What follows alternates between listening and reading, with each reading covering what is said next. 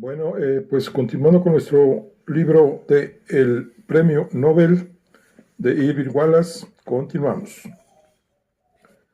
Subió hacia el cielo en el ascensor triangular de Paul Gastin 172C y cuando se detuvo con un crujido en el sexto piso, él salió trabajosamente del estrecho cubículo. Solamente trastabilló una vez, lo cual no estaba nada mal, se dijo, felicitándose para un hombre que había bebido sin parar durante 3 horas seguidas. Llamó a la puerta, sobre la que se veía la letra C, y mientras esperaba, miró con ojos turbios a la ventana de la salida de incendios del fondo del pasillo. Ella tenía que estar en casa aquella noche, pues le llevaba ahí un asunto importante, el más importante para la vida de ambos. Y entonces oyó su voz al otro lado de la puerta. Ja, soy yo. La puerta se abrió y Lily Heathkliff apareció ante él, con su rubia cabellera encascada, la sonrisa de bienvenida, que destacaba su lunar y su bata de despliego. ¡Qué alegría verle, Mr. Cray! Él se erigió sin hacer eses al mosaico de la pared y luego se dejó caer pesadamente sobre el duro sofá colocado bajo el mosaico. Lily, estoy hecho una sopa. ¿No me echas para que lo atropelle un automóvil o para que se caiga en plena calle? Eso nunca. Se quedará aquí hasta que yo diga que ya puede salir. Y además, tengo hambre. No he probado bocado desde el mediodía. Le prepararé algo, dijo ella risueña. Solo unos huevos revueltos y café bien cargado. Es usted muy fácil de contentar. Él sacó la pipa y el tabaco, y ambos le cayeron al suelo. Lily se apresuró a recogerlo. Ya lo haré yo, dijo. Introdujo la pipa en la bolsa, la llenó de tabaco, lo prensó con el dedo y se le ofreció. Luego le dio fuego. Ya está. Y no me queme el sofá, por Dios. Serías una buena esposa, Lily, observó Cray. Ella se dirigió a la cocina. Algún día, tal vez. No llegará ese día, dijo Cray, porque quiero que seas mi esposa ahora, no la de otro hombre. Algún día. Al oír esto, ella se detuvo, vuelta de espaldas hacia él. Después se volvió con la frente fruncida para mirarlo. ¿Bromea usted, Mr. Cray?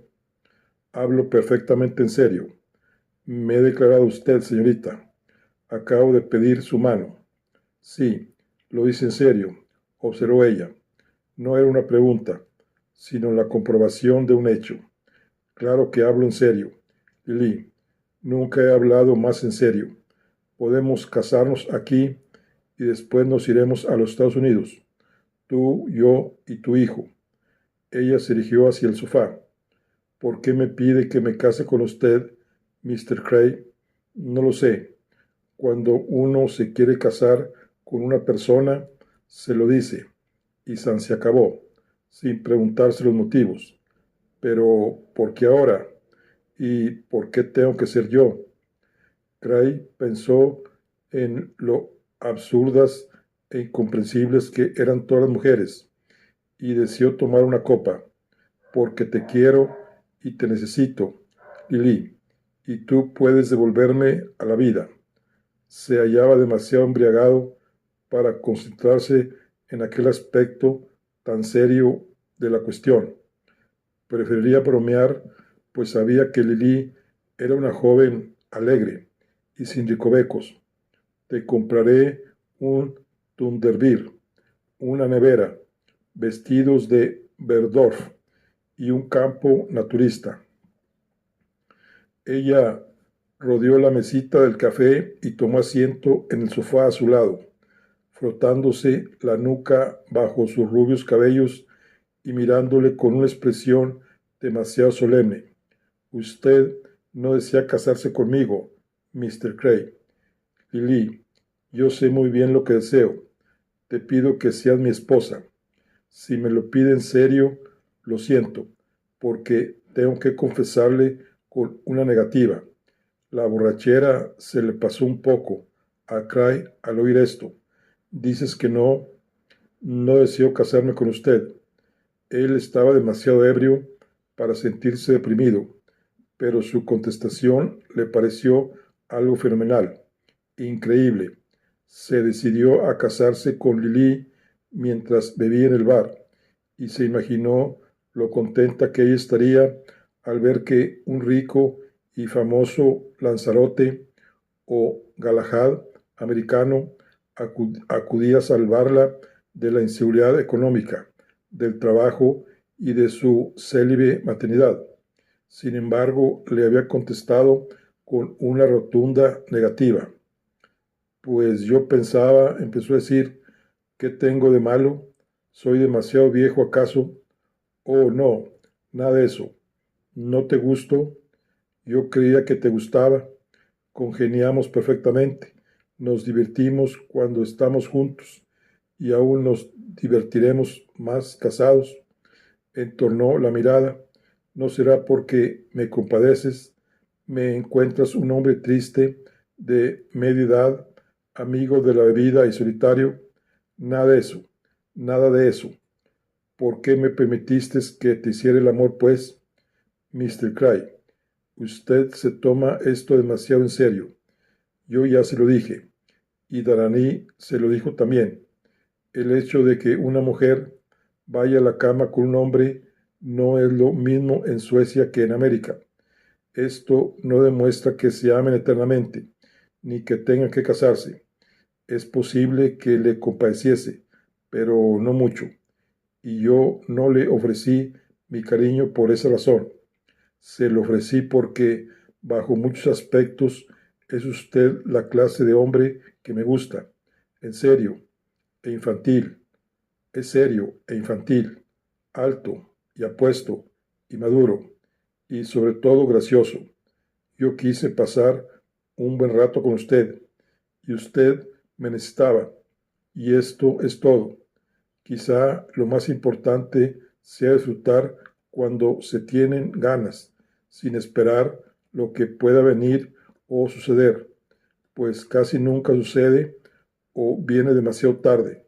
Nos basta con lo que tenemos. ¿Por qué tengo que entregarle también mi corazón? ¿Por qué legalizar las cosas mediante una ceremonia? ¿Es que esto nos hará más dichosos o mejores? No podemos casarnos porque una cosa es divertirse unas horas y otra contraer matrimonio. El matrimonio es algo más serio y formal, y usted y yo no tenemos muchas cosas en común. Yo soy una chica que será siempre joven, que le gusta solo la vida al aire libre y las cosas frívolas. Usted no es así, y por lo tanto me cansaría de usted. Él había dejado de escucharla porque algo le vino a la mente. Lili, ya sé lo que está mal. Tú solo sabes de mí que soy escritor. Crees que no soy más que un turista norteamericano, uno de tantos, pero no es así. Podría ofrecerte una vida fabulosa. ¿Sabes quién soy yo? Aquello era como ofrecerle un lujoso regalo de cumpleaños, y él se moría de ganas de abrirlo para que lo viese. Pero ella se le adelantó. Es usted Andrew Cray, que ha ganado el Premio Nobel de Literatura de este año. Él se quedó boquiabierto. ¿Ya lo sabías? Al principio no, pero ahora lo sé porque me lo dijo Darani. Y a pesar de eso, sigue rechazándome. Le respeto, Mr. Cray, y siento el orgullo de haber sido amada por un hombre tan famoso. Pero, ¿qué tiene esto que ver con el matrimonio? El hecho de casarme con un premio, no, no creo. que me diese la felicidad. Por último, él se sintió ridículo y deprimido. Entonces es que no existe aún otro motivo, dijo Lily tras un silencio. Un motivo más que impediría que usted fuese feliz conmigo. Él esperó a que siguiese hablando. Usted está enamorado de otra y en realidad quiere casarse con ella. Le pareció incomprensible que Lily supiese tantas cosas de él. Aquello era fantástico. La miró estupefacto. ¿Qué te hace pensar eso? Darani me lo dijo. ¿Y cómo demonios lo sabe? Él lo sabe todo, Mr. Cray. Es su oficio. Está realizando una investigación para un miembro del Comité Nobel, un tal doctor Kranz, un mal tipo, asegura Darani, muy amigo de los alemanes, que desea reunir datos acerca de usted y de los demás ganadores. Darani le procura esos datos y me importa un pepino ese Kranz, le atajó Cray. Yo quiero saber lo que te ha dicho sobre mí. Me lo dijo porque Darani es como un padre para mí. Siempre deseó protegerme. Por eso me habló de usted y de Emily Stradman. Vaya, incluso sabe su nombre. Emily Stradman, sobrina del profesor Stradman. Nació en Alemania, pero se naturalizó luego en Norteamérica. Es bonita, extraña y soltera. Usted la conoció en el Palacio Real, luego se la llevó a visitar la ciudad. Estuvieron juntos en la cena que dio Jamalún y Darani dice que usted tal vez la ama tanto como amó a su esposa. ¿Y por eso no quieres casarte conmigo? No, Mr. Cray, se lo aseguro. Es por todas las razones que le he dado. Usted la quiere, ¿verdad? Cray vaciló. La expresión de Lily era tan franca, su honradez y fortaleza tan patente, que no pudo mentirle. Sí, la quiero. Lily, ¿y tú me odias por eso? Odiarle. No diga tonterías, Mr. Cray. Claro que no. Entre nosotros es como si no hubiese pasado nada, pues ella me odia por tu causa. No puedo creerlo. Todas las mujeres no son como tú, Lily, ni son todas suecas. Y entonces le relató brevemente, notando que al propio tiempo se sonaba algo de lo que se transparentó en la conversación que sostuvo con Emily en su dormitorio hacía algunas horas. Lily le escuchó atentamente, lanzando de vez en cuando exclamaciones de incredulidad. Cuando terminó, esperó su comentario. Lo encuentro estalladísimo, dijo Lily. Todas las mujeres son distintas, tienen problemas y neurosis diferentes, una educación y una herencia distintas. Hay muchas como Emily. Esto no me gusta nada. Yo creo que ella lo ama y lo que hace es un verdadero suicidio, una equivocación terrible. Cray se encogió de hombros. La cosa ya no tiene remedio. Lo siento por ella, observó Lily, pero quien más me preocupa es usted. No es bueno que esté solo. Usted es un hombre estupendo, capaz de gozar de la vida, pero estando solo no puede hacerlo.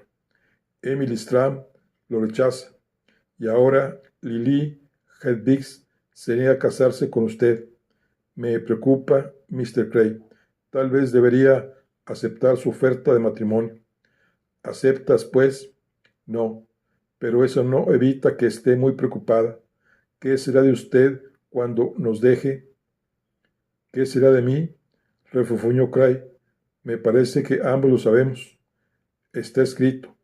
Volveré a Millersdam para contestar las cartas de mis admiradores en los raros momentos en que esté sereno.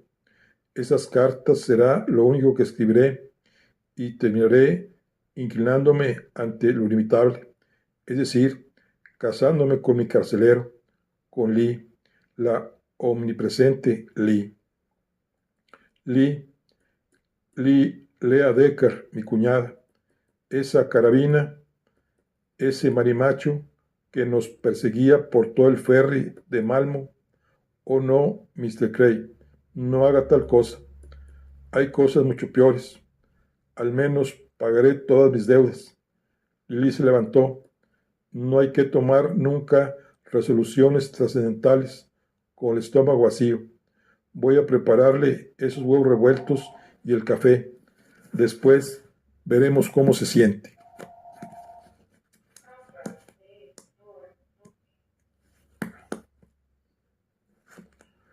¿Y tú qué sientes? Ella arrugó su naricilla. Siento que mi cama es demasiado grande para una sola persona y quiero que volvamos a pasarlo bien, porque no creo que vuelva a tenerlo más en mi casa, Mr. Cray, y quiero recordar los buenos momentos. Capítulo 11. Para las ocasiones importantes, Nicolás Darany se ponía su terno gris metálico, del mejor tejido de Manchester, que le había hecho un sastre chino de Hong Kong, al que envió sus medidas por correo. Aquel traje, de haber sido encargado en Londres por un personaje como el duque de Windsor, hubiera costado de 60 a 80 libras esterlinas. A pesar de haberlo encargado, casi con los antípodas y de haberlo recibido por correo, Darany lo obtuvo por solo 12 libras esterlinas, más los derechos de aduanas y el gasto que representó un pequeño arreglo de los hombros. Aquella noche, de pie frente a la puerta del piso que ocupaba Carl Adolfo Kranz, en la cuarta planta de la elegante casa color naranja, de balcones blancos y tiesos, igualmente blancos, que se alzaba en la Nordmarkstraße, Darany lucía su terno de Hong Kong. Se había puesto de 21 alfileres para aquella ocasión, poniéndose su brillantina favorita de importación que hacía brillar sus escasos y lisos cabellos, y espolvoreando talco en sus rasuradas mejillas, después de friccionárselas con agua de colonia. La línea del traje era impecable, y solo se le marcaba un bulto en el bolsillo derecho de la chaqueta, que contenía los informes cuidadosamente doblados. Tuvo buen cuidado en aparentar un aspecto próspero, porque a partir de aquella noche se proponía hacerlo de verdad. Aquella noche, se dijo, señalaría su liberación de estrecheces y miserias.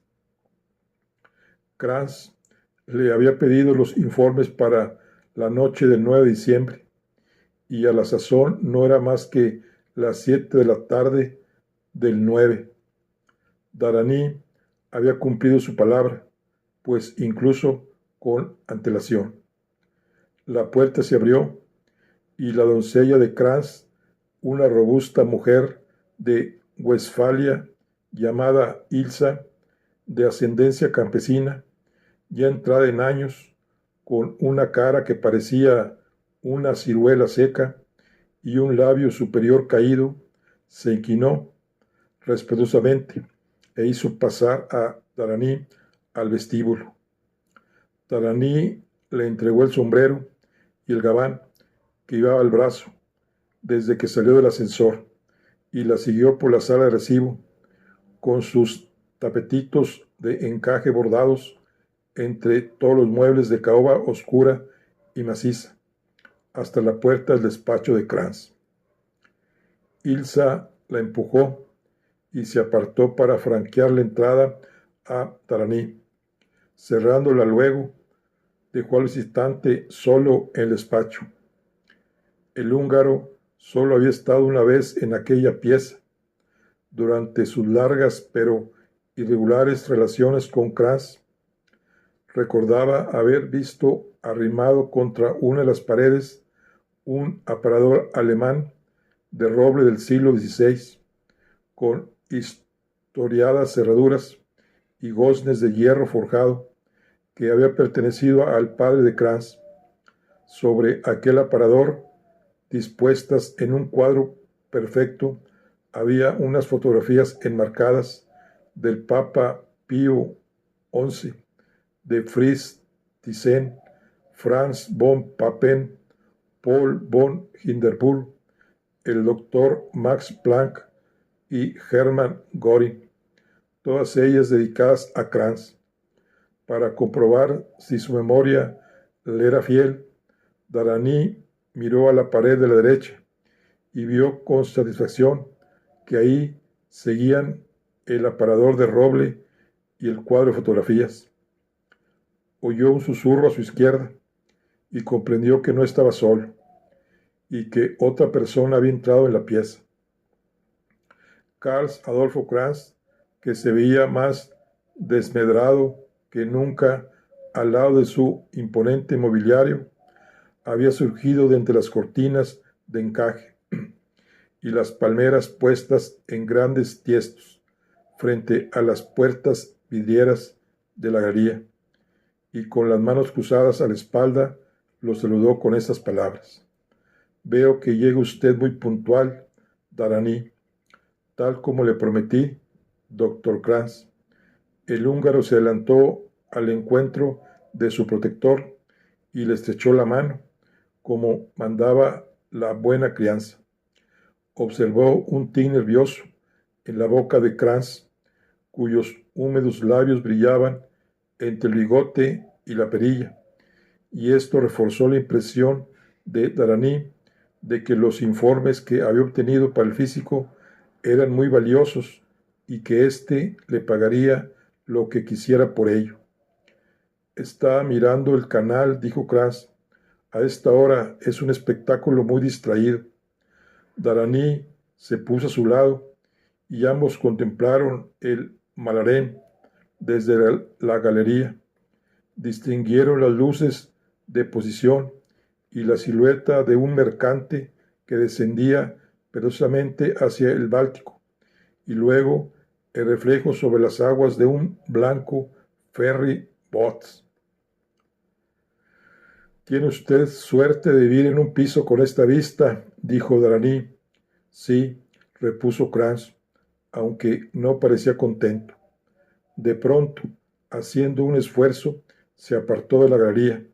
«Bien, no perdamos nuestro precioso tiempo con consideraciones estéticas. Dijo usted por teléfono que tenía los informes sobre todas y cada una de esas personas». «Así es, pero no tuvo tiempo de pasarlos a máquina». «Eso es, doctor Kranz. Con tanto trabajo como usted me dio y tan poco tiempo disponible». «No importa», dijo Kranz. «Anotaré lo que usted diga. Tenga la bondad de sentarse ahí». Le indicó con un ademán una silla achaparrada de cuero puesta frente a la gran mesa de café, negra y redonda. Sentándose, Darani admiró el lozano y verde helecho, plateado, en un largo recipiente de hierro antiguo que dominaba el extremo opuesto de la mesa y que ocultó completamente a Kranz cuando éste se sentó a su sombra. «Supongo que no toma usted bebidas alcohólicas antes de cenar», dijo Kranz. «Prefiero que conserve la cabeza clara. Ilsa nos ha dejado un poco de té». Darani vio entonces una bandeja con el servicio de té y el plato de pastelillos de queso puesta sobre la mesa junto al helecho, y asintió. «Gracias. Después, tal vez». Sacó el mazo de apuntes de su bolsillo y vio que Kranz le imitaba, sacando un taco de papel y una pluma. «Debido a la premura de tiempo, me he tenido que limitar a los detalles personales, siempre que he podido procurármelos, y a otros aspectos de su vida privada. Así, He omitido todo cuando usted ya podría saber. He hecho hincapié en todo cuanto pudiese tener utilidad para un comité temeroso de que mañana pudiese producirse un escándalo. Excelente, comentó Kranz. Tengo la satisfacción de decir que no solo poseo una información al día de los laureados y sus familiares, sino hasta este mismo momento. Además de mis confidentes acostumbrados de confianza, he utilizado los servicios de varias personas muy prácticas en la presunción de que los movimientos de los examinados la víspera de la ceremonia pueden aclarar algunos puntos. No sé, tal vez soy excesivamente concienzudo. Ya veremos, dijo Kranz, moviéndose inquieto detrás del lecho. Continúe, por favor, Darani, a ver si terminamos pronto. Darani consultó la primera hoja de sus apuntes. El doctor John Garrett, de Pasadena, California. Hable claramente, por favor, dijo Kranz nervioso. Deseo saberlo todo con precisión. Darani garraspeó.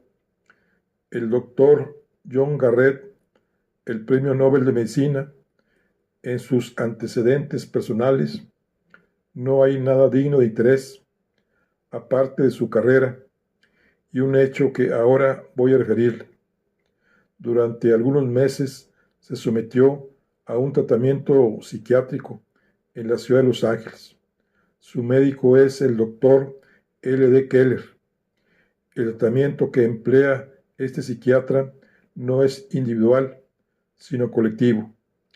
El grupo que lo sigue está formado por 7 personas, entre las que se halla el doctor Garrett. Como me pareció que podía serle útil tener los nombres y algunos datos de los demás pacientes, por si alguno de ellos estuviese relacionado con el doctor Garrett de una forma u otra, me tomé la molestia de informarme acerca de estas 6 personas.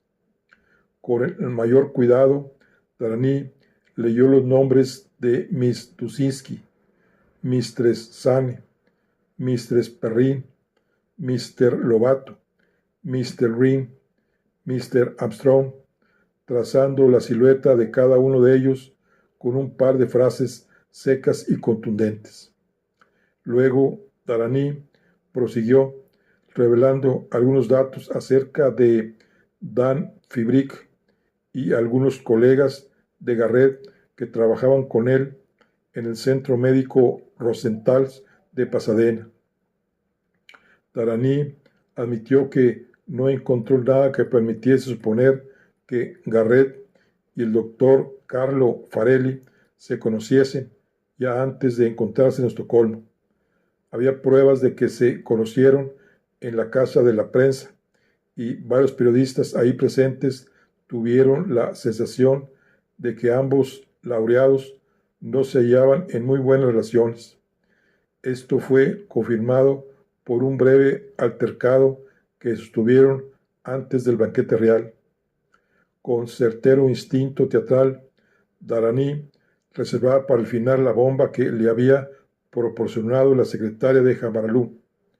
Como usted sin duda sabe, prosiguió, Mr. Jambaralú ofreció una cena a los laureados, en las que Miss Martha Norbert les hizo los honores de la casa, la noche del 6 de diciembre.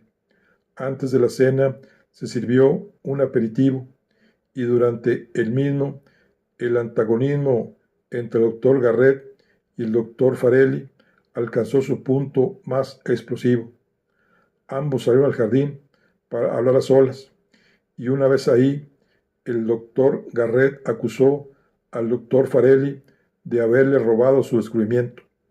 Se cruzaron airadas palabras entre ambos e incluso insultos. De las palabras pasaron a los hechos y el doctor Farelli golpeó al doctor Garrett y lo derribó. La intervención de Mr. Cray, el premio de literatura, evitó que Farelli continúanse ensayándose con el caído. Darani se interrumpió y levantó la mirada, muy complacido, esperando oír una exclamación satisfecha de Kranz y su felicitación por haberle procurado aquellos detalles deplorables y escandalosos. Pero Kranz estaba agazapado sobre el taco de papel, escribiendo, y no dijo palabra. La decepción de Darani fue muy grande. Interesante, ¿verdad?, preguntó esperanzado. Kranz le dirigió una mirada de disgusto. Sí, sí. ¿A qué espera para seguir? ¿Hay algo más sobre Garrett? Darani hubiera deseado contestar, ¿no le parece esto bastante?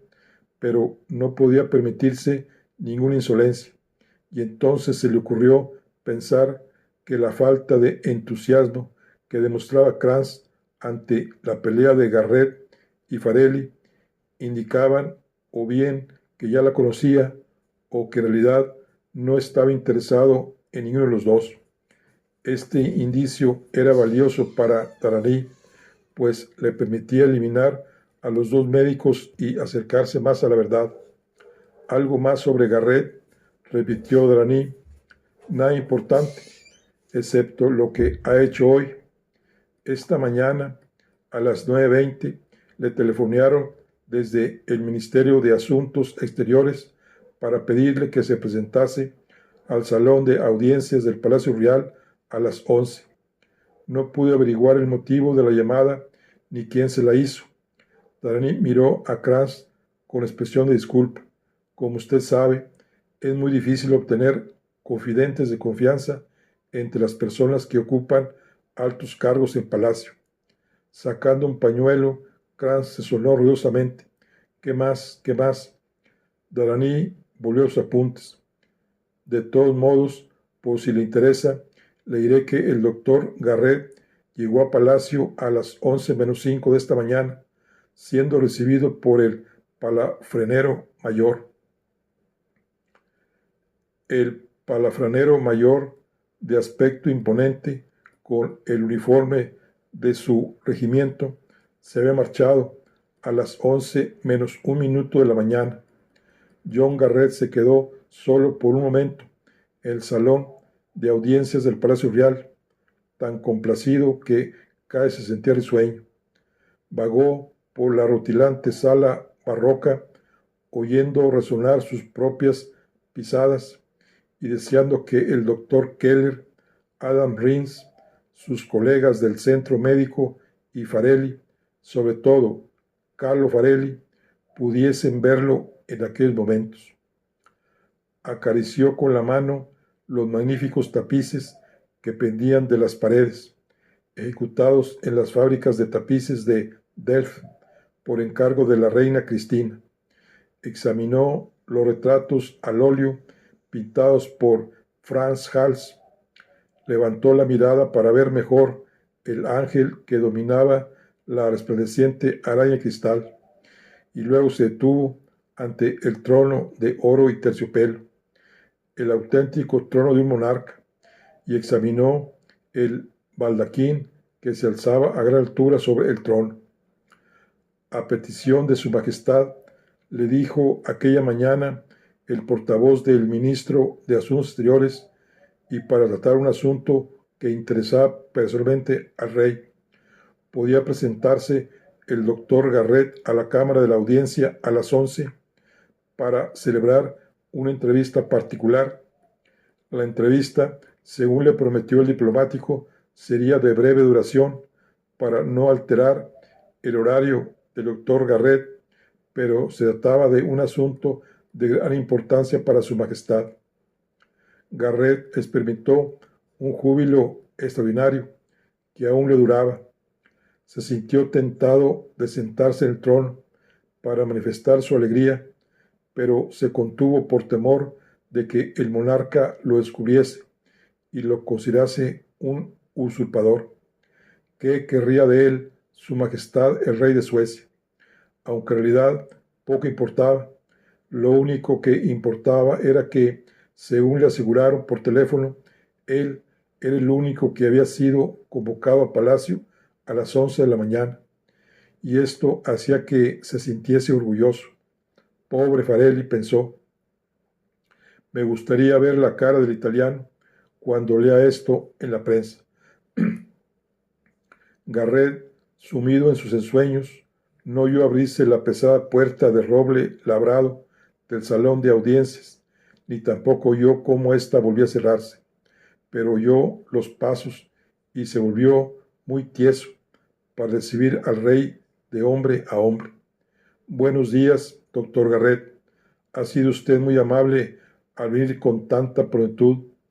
No el rey de Suecia, quien elegía la palabra, sino un hombre más bajo y robusto que el monarca, que aparentaba unos 60 años y vestía un prosaico traje azul marino de calle en lugar de un rutilante uniforme.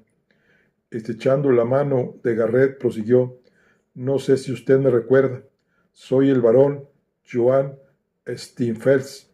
Nos presentaron durante la cena de Mr. Jamaralún. Desde luego, barón, dijo Garrett, esta mañana me han telefoneado desde el ministerio. A petición urgente mía, interpuso el aristócrata, aunque en realidad ahora actúe en nombre de su majestad, como suelo hacer con frecuencia. Solo retendré un par de minutos. ¿Quiere que nos sentemos? Había 2 taburetes de terciopelo, con patas doradas cruzadas, frente a la tapicería que representaba una escena pastoril unos metros a la derecha del trono. Ambos se dirigieron a los taburetes y se sentaron en ellos. El barón Tiernifels con desenvoltura y Garrett con cierta desgana y aún molesto por la ausencia de la persona a quien él esperaba.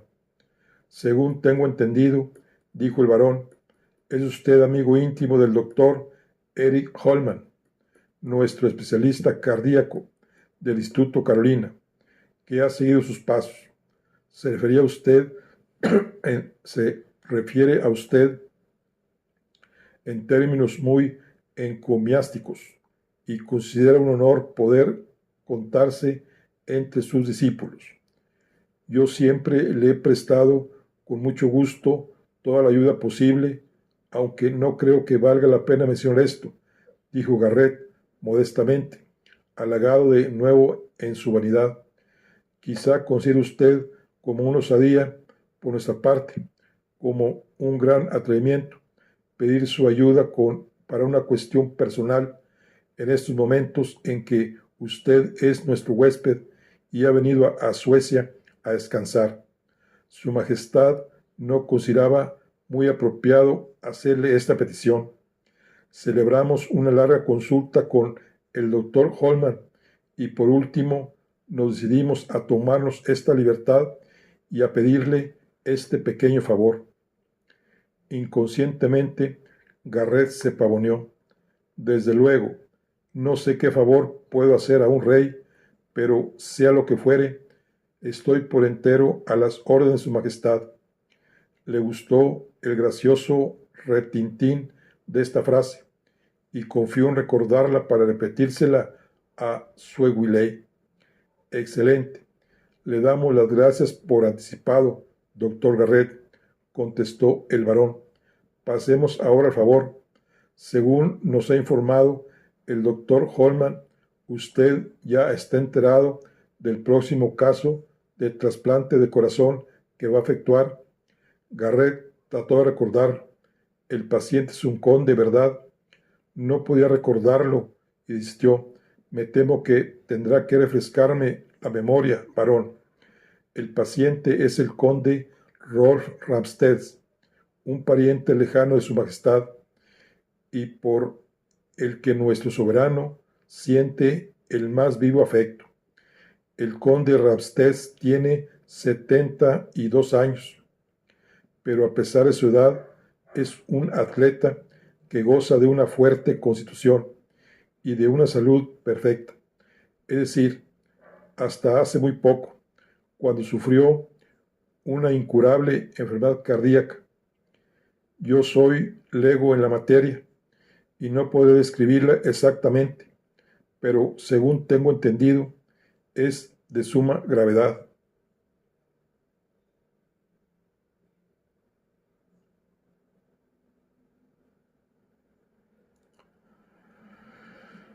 Tal vez recordará el caso. Recientemente habló mucho de él la prensa con motivo de la visita que hizo al ilustre paciente el doctor Farrell, acompañado de una periodista norteamericana. Después, su colega informó a los periodistas acerca de la posibilidad de salvación. Garrett torció el gesto. Sí, ahora lo recuerdo. El doctor Holman ha sido la franqueza en persona con su majestad. Por razones que escapan a mi comprensión, este caso ofrece ciertas dificultades. Sí, eso me dijo el doctor Holman. Pero a pesar de todo, el doctor Holman cree, después de efectuar numerosas pruebas y análisis, de que el conde Rapset soportará bien la operación de trasplante y el injerto de un nuevo órgano podrá efectuarse con éxito porque el mecanismo de defensa del paciente responderá al suero. Con estas seguridades, el rey ha considerado oportuno dar su permiso al doctor Holman para que mañana efectúe la operación. No obstante, teniendo en cuenta que por un feliz designio de la providencia, según considera su majestad, se encuentran en Estocolmo las dos primeras autoridades mundiales, los descubridores, en suma, del trasplante de corazón para recoger el fruto de su genio, al rey le complacería contar con sus grandes conocimientos médicos. Como esta operación le afecta vivamente y además tendrá amplio eco en la prensa mundial, su majestad se siente en cierto modo responsable de su desenlace y quiere que el paciente cuente con todas las ventajas y ayudas. Aunque tiene una fe absoluta en el doctor Holman, se sentiría más tranquilo si usted pudiera asistir mañana por la mañana a la operación como simple espectador, por así decir, pero a fin de que el doctor Holman pudiera contar con su ayuda y su experimentado consejo en caso necesario. ¿Sabe ya esto el doctor Holman? Lo aprueba de todo corazón, repuso el aristócrata sueco, y se sentirá muy aliviado si usted aceptará compartir su responsabilidad. La compartiré desde luego, dijo Garrett. Puede contar conmigo. Magnífico, exclamó el varón. La operación se había fijado para las 7 de la mañana, pero luego se aplazó hasta las 9 para que el doctor Holman tuviese tiempo de consultar sus gráficos y hablar con usted. Garrett vio al instante la ventaja que le reportaba aquella participación, aquella colaboración tan dramática para salvar con su descubrimiento la vida de un pariente del rey.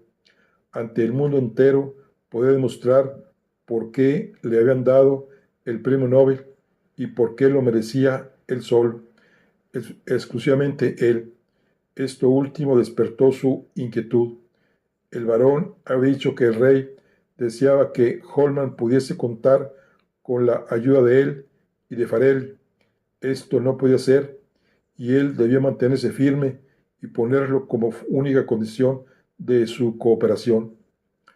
El varón Johann Stiefels se había levantado, y fue entonces cuando Garrett expuso lo que le daba vueltas por su meollo.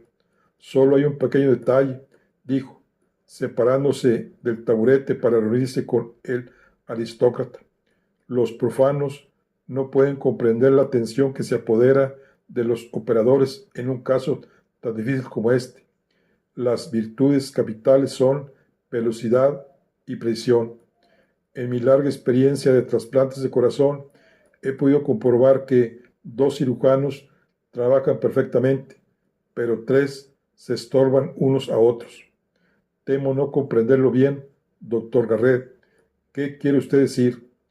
Quiero decir que la asistencia prestada al doctor Holman tendría que limitarse solo a la que yo pudiera dar, como el doctor Holman y yo hemos sostenido una copiosa correspondencia sobre su trabajo y nos conocemos perfectamente, nuestra colaboración sería eficacísima.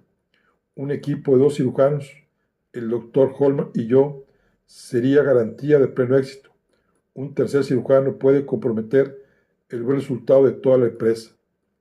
La cara del barón Steinfels asumió una expresión grave. ¿Quiere usted dar a entender que no desea que el doctor Carlo Farelli asista a la operación? Garrett experimentó una sensación de alivio. Aquello estaba claro. Tenía el triunfo al alcance de la mano. Eso es exactamente lo que quiero decir. Mucho me temo que no va a ser posible, doctor Garrett. Aquella respuesta inesperada lo dejó estupefacto. ¿Por qué no será posible?, preguntó con tono petulante. Porque a las 8:30 de esta mañana el rey ha desayunado con el doctor Carlos Farelli en sus habitaciones particulares y ambos han hablado detalladamente de la inminente operación. El rey ya ha aceptado la amable ayuda ofrecida por el doctor Farelli. Garrett se quedó de una pieza. ¿Dice usted que Farelli desayunó con el rey? Sí, doctor Garrett, repuso el barón Joan Steinfels, y ahora su majestad ya se siente mucho más tranquilizado.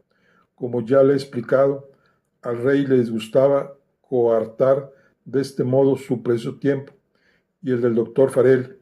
Finalmente se convenció de que había que pedirle su colaboración, pero antes de que pudiese hacerlo, el doctor Farelli descargó a su majestad de sus últimos escrúpulos al presentarse voluntariamente para ofrecer sus servicios al rey. No puede usted imaginar hasta qué punto su majestad se sintió contento y agradecido, y fueron las seguridades que le dio el doctor Farelli durante el desayuno. No creo que haya inconveniente en decírselo, de que usted se sentiría tan honrado como él en cooperar, lo que indujo al rey a hacer que yo le llamase. ¿Le ocurre algo, doctor Garrett? ¿Le da un mareo?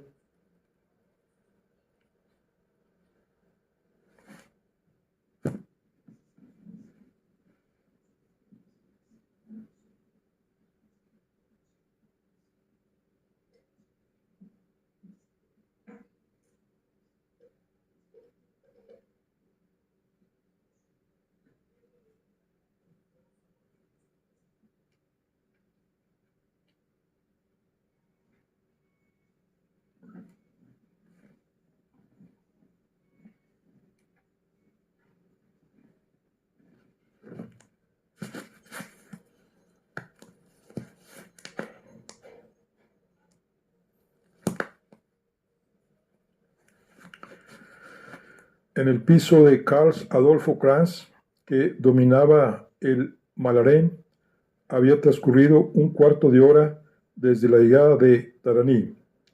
El húngaro levantó una vez más la mirada de sus notas, en espera de que el señor de la casa terminase de escribir al otro lado del inoportuno helecho. Esto es todo por lo que concierne al doctor Garrett y al doctor Farelli, dijo Darani. A continuación vienen los 2 premios de química, el doctor Claudio Marcial y su esposa Denise de París. Lo que he podido averiguar de ellos, si bien no constituye una cantidad considerable de datos, posee calidad, al menos aquella especie de calidad que, en mi opinión, usted considera útil. Permíteme que sea yo quien juzgue, gruñó Kranz. Muy bien. El húngaro contempló su mazo de notas. Se trata de algo tan escandaloso que produce sonrojo. Los Marcial parecen haber llevado una vida irreprochable, consagrada enteramente a sus investigaciones y experimentos, hasta hace muy poco. El doctor Claudio Marcial cometió recientemente adulterio en París, y como réplica su esposa se ha vengado iniciando unas relaciones ilícitas con otro hombre precisamente aquí, en Estocolmo. Razas decadentes, murmuró Kranz, desde el otro lado de la mata de verdor. Como no poseo detalles, no se los daré, dijo Darani, pero tengo en mi poder algunos datos. Para empezar, la amiguita del doctor Marcial, con un fino sentido teatral, Darani fue exponiendo los hechos, uno tras otro, lanzándolos como vistosos globos de helio que ascendían flotando hacia el cielo. Describió los devaneos del doctor Claudio Marcial con la complaciente mademoiselle Gisela Jordán, desde que sus relaciones comenzaron en París hasta su inminente cita de aquella misma tarde en el Hotel Malmen de Estocolmo. No estoy seguro de si la doctora Marcial está enterada de esta cita, admitió Darani, pero a juzgar por su propia conducta, yo diría que sabe lo que su marido se trae entre manos. De todos modos, mi fuente de información es absolutamente fidedigna. Ella ha engañado 2 veces a su marido con un paisano de usted, el doctor Oscar Lindblom, un joven químico que trabaja al servicio de Ranar Jamaralún. Una de las infidelidades se cometió hace 3 días en el laboratorio científico particular de Jamaralún y la segunda tuvo lugar anoche con motivo de la ausencia del doctor Marcial de la ciudad, ocasión que aprovechó su mujer para recibir al joven Lindeblum en su suite del Gran Hotel. Es repugnante, dijo Kranz, con expresión de asco y sin dejar de escribir. Si lo que le preocupa es un escándalo, apuntó Darani, tal vez esto lo sea. En mi opinión, la doctora Marcial se propone dar a conocer a su esposo su infidelidad, y me pregunto qué hará el doctor Claudio Marcial cuando se entere de que ella,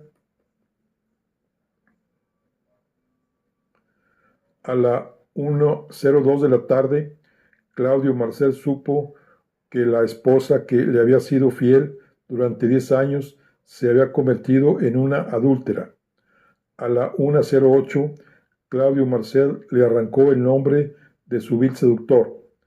A la 1:29, Claudio Marcial, marcando el paso con el mayordomo de Jamaralún, el viejo Mota, avanzaba a grandes zancadas por el camino del bosque que se extendía detrás de Ascolet, en dirección al solitario laboratorio, el nido del pecado, donde encontraría a aquel sueco infame, falaz y traidor, Oscar Lindblom, al que daría una paliza de la que se acordaría mientras viviese. Claudio Marcial, protector de sus lares y de la dicha conyugal, echaba espumarajos de rabia, pero su ira no estaba mal dirigida. A pesar de que Denise se mostró tímida como siempre y temerosa de la violencia, trató de desviar de la cabeza de su amante los rayos de la justa ira del marido, haciendo protesta de su inocencia, y en cambio presentándose a ella como una mujer fatal. Aquel gesto hubiese sido irrisorio de no haber sido tan transparente y lamentable. Claudio conocía demasiado bien y desde hacía demasiado tiempo a su esposa para dejarse engañar tan fácilmente. Denise era una mujer fundamentalmente provinciana, burguesa, ingenua y sin mundo. Para Claudio, toda la culpabilidad recaía en aquella serpiente sueca que se había aprovechado solapada e incivilmente de su desdicha y las debilidades de su esposa, y gracias a sus consumadas artes de seductor, la había obligado a cometer una infidelidad.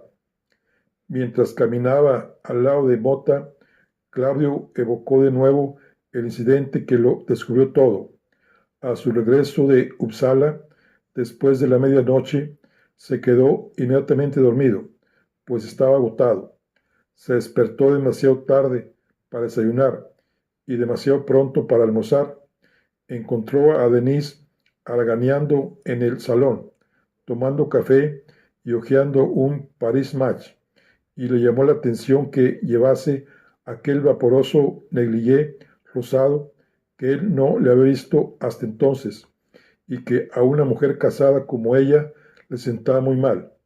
Se mostró muy vivaracha y palachina, como solía mostrarse desde la velada en casa de Jamralún, y esto le hizo pensar otra vez que estaba decidida a hacerle buena cara para ver si así conseguía conquistarlo de nuevo. Recordó entonces que el timbre de la puerta había sonado y que él fue a abrir. Era un camarero del hotel, una reliquia escapada de la comedia humana de Balzac, que sostenía en sus manos una botella envuelta en un papel rojo, como si se tratase de un regalo. Pertenezco al servicio de esta habitación, anunció el fámulo. Traigo el champán que madame pidió para su esposo. Claudio trató de recordar si era su cumpleaños, pero no, no lo era. Yo soy el esposo de madame. Puede dármelo. El sirviente trató de evitar que el desconocido se apoderase de la botella, hacia la que ya tendía la mano. Madame había sido muy explícita la noche anterior acerca de lo que debía hacer. No, no es para usted. Usted no es su esposo. Claudio pensó entonces que se trataba de un error. Lo siento, se ha equivocado usted de habitación. No, la habitación es esta, insistió el obtuso camarero. Anoche hablé con madame aquí mismo. Claudio iba impacientándose ante tanta estupidez. ¿Y qué le hace pensar a usted que yo no soy su marido? Anoche vi a su esposo en la habitación. Atisbó más allá de Claudio en el momento en que Denise se levantaba del sofá.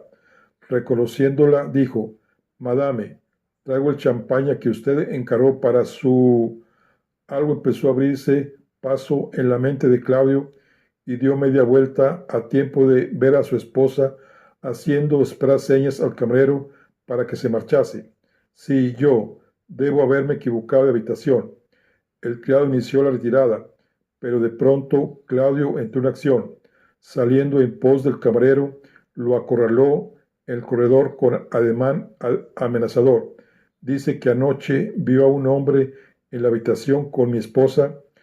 El sirviente se quedó sin habla, pero cuando Claudio lo zarandeó rudamente, confesó la verdad y se lo contó todo con palabras rápidas y atropelladas, llegando a admitir incluso que el joven alto que estaba con Denise vestía pijama. Claudio regresó a la suite, cerrando de un portazo, y se dirigió al encuentro de Denise como lo hubiera hecho el procurador general, al enfrentarse con un tembloroso acusado. La pelea fue de breve duración y la defensa se desmoronó por completo. Alocadamente, Denise trató de arrojarse toda la culpa sobre sí misma, llegando al extremo de querer darle parte de ella, arguyendo que si no se hubiera sentido tan abandonada y herida por su infidelidad, si no se hubiera hallado tan necesitada de amor y de afecto, no hubiera sucumbido tan fácilmente a las zalemas de Oscar Rimbaud. Ah, este era el nombre del seductor, Rimbaud, el traidor, el calumniador, el Casanova nórdico, porque entonces para absolverse ella fue revelando otras verdades, otros hechos más ciertos aún, la sedosa persuasión de Rimbaud, sus ardientes susurros y sus manos ejercitadas, su cuerpo fuerte y rebosante deseo, su pasión arrolladora e irresistible. Rimbaud, aquí está el laboratorio, doctor Barciau, dijo el mayordomo. Gracias, balbuceó Claudio.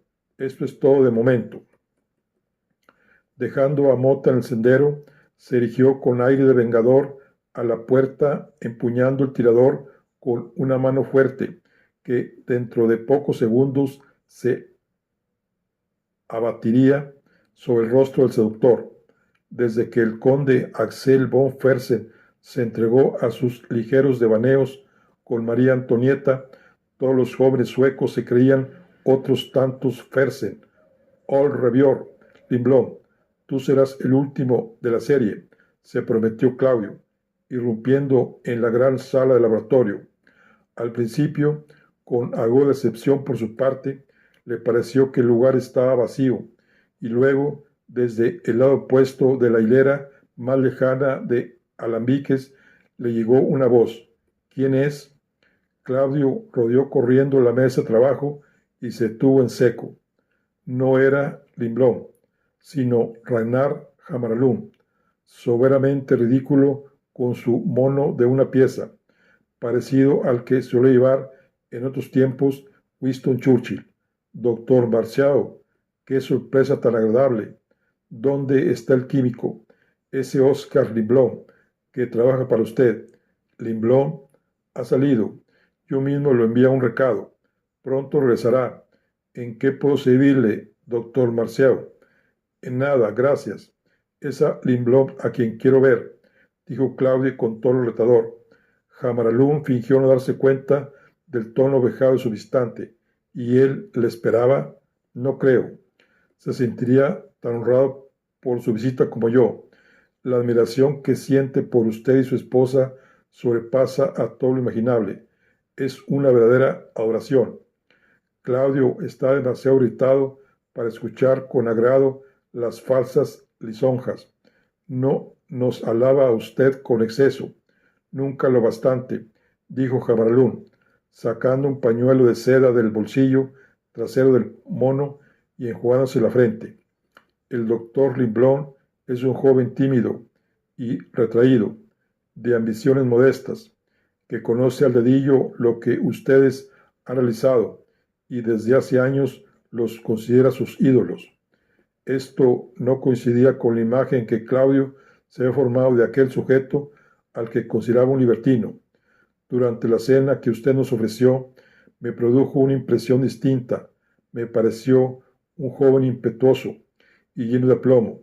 Sin duda se confunde usted con otro, le interrumpió Hamaralund. Por ejemplo, cuando su esposa vino a visitar el laboratorio la otra mañana, el doctor Limblom apenas podía hablar a causa de la emoción que lo embargaba. Mi esposa estuvo aquí.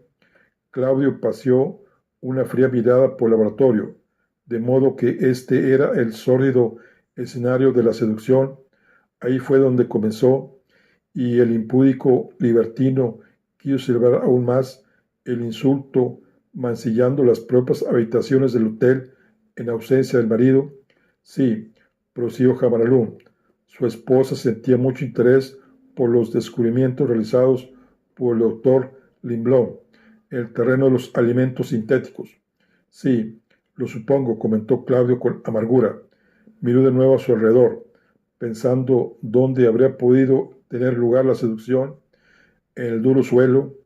Era demasiado increíble para admitirlo. ¿Es esta la única habitación del laboratorio? En modo alguno. Tenemos lo que nosotros llamamos nuestra sala de pensar. Venga, puede esperar ahí a que regrese el doctor Limblom. Estará más cómodo. Pasó a la estancia contigua. Claudio contempló al culpable sofá y todo le resultó más claro. Siéntese, dijo Hamaralund. ¿Quiere que encargue algo a la casa? Aunque aquel día no había probado bocado, Claudio no quería verse objeto de atención alguna por parte del hombre a cuyo empleado pensaba ser picadillo. No, gracias. Se sentó muy embarado en el sofá y experimentó cierto alivio al notar que no crujía. Luego sacó un cigarrillo inglés de su pitillera de plata y permitió que Hamaralund se lo encendiese. ¿Ha venido a ver al doctor Limblom por un asunto profesional?, le preguntó Hamaralund, acomodándose en el otro extremo del sofá. Claudio deseaba que aquel antipático sujeto se fuese lo antes posible de aquel lugar, pero la razón le recordó entonces que el antipático sujeto se hallaba precisamente en un lugar que era suyo, y por lo tanto él no tenía más remedio que responder a sus preguntas. Por un momento Claudio pensó en revelar a Hamaralund el verdadero motivo de su visita, pero no quería poner sobre aviso a su víctima, ni tampoco deseaba discusiones ni controversias. Solamente deseaba atestar un fuerte directo a las burlonas y superiores facciones del rubio Limblom. Un puñetazo bastaría para que cayese postrado a sus pies, gimiendo, con lo que el orgullo y el honor quedarían a salvo. no podía permitirse que un paniaguado como Lindblom hiciese cuernos a todo un premio Nobel, como él, se dijo, y había que poner en su lugar a aquel Chisgarabis, aunque tuviese que apelar a la violencia. Se esforzó por recordar lo que le había preguntado Jamaralum. Sí, he venido a ver a Lindblom para un asunto profesional. Estimulado acaso por la visita que efectuó aquí su esposa, puedo decirlo así, respondió Claudio, torciendo el gesto. Entonces ella le ha informado de las grandes dotes que posee el doctor Lindblom, con el mayor detalle.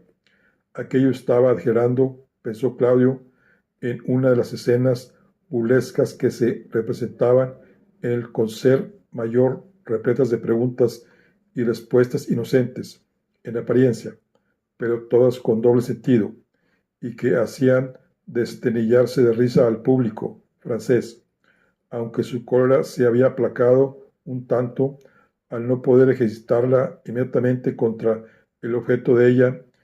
Claudio no estaba de humor para aquellas conversaciones equívocas. Deseaba hablar de otra cosa.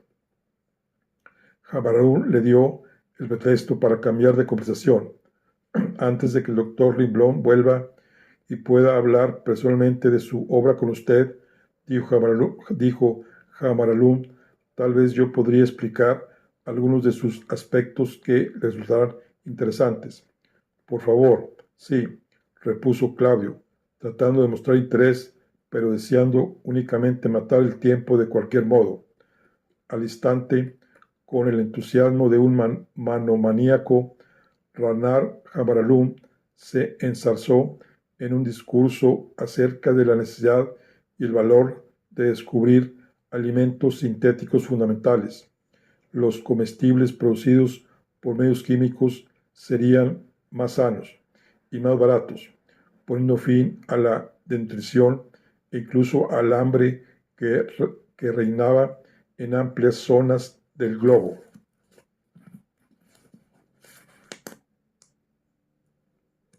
Bueno, aquí concluimos la charla de hoy. Nos vemos en la siguiente. Hasta luego.